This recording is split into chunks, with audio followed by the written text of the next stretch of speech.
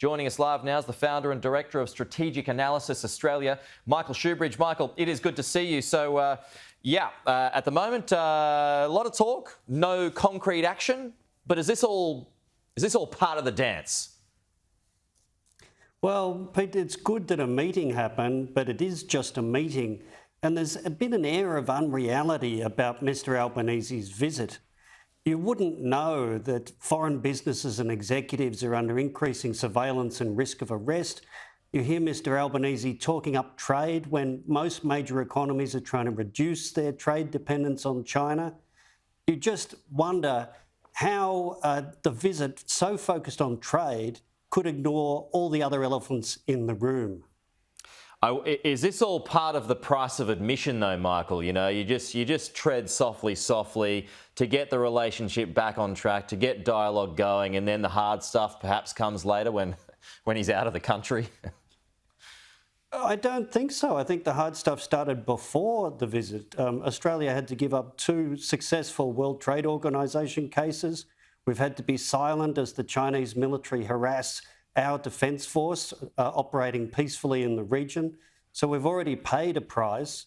But you're right, there are bigger tests to come because China is an aggressive, destabilising power. Yeah. Anthony Albanese was asked twice whether he trusted Xi Jinping, and he squibbed the question both times. I mean, is that in itself an answer, that he doesn't trust Xi Jinping, and he's right not to trust Xi Jinping? Well, of course, Pete, because Xi's words do not match his actions. He talks about peaceful development, common interests and mutual respect. There's been no mutual respect demonstrated by China punishing Australia for saying simple things like, how did a pandemic start? No trust in the trade relationship. They've broken the agreement. So yes, the words of Xi don't match his actions. But I think there's a risk Mr Albanese thinks he's come to some deep personal understanding. And that's a delusion leaders often have when they look into each other's steely eyes. Yeah. China has punched us in the nose before, big time. Do you think they'd hesitate to do it again? No, I don't. And I think Mr Albanese understands that. And that's why he's been silent about some of the things China's still doing. Wholesale espionage and aggressive confrontation with our defence force. And things aren't going to change, are they, when it comes to Taiwan, when it comes to the South China Sea, like you referred to, like when it comes to, espionage or cyber warfare?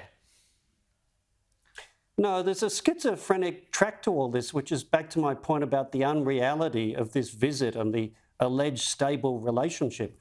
What are we doing in AUKUS and with our US alliance and our deepening defence ties with Japan, South Korea and the Philippines?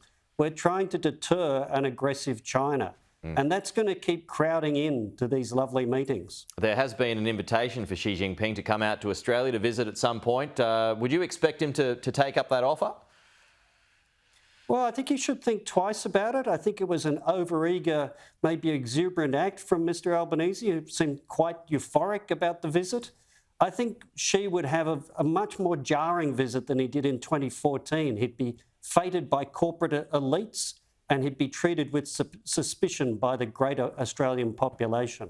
Just finally, on trade, I mean, Don Farrell refers to the fact that there had been $20 billion worth of trade blocks in place. $19 billion worth of those trade blocks has since been removed, leaving $1 billion left, notably wine, beef, lobster.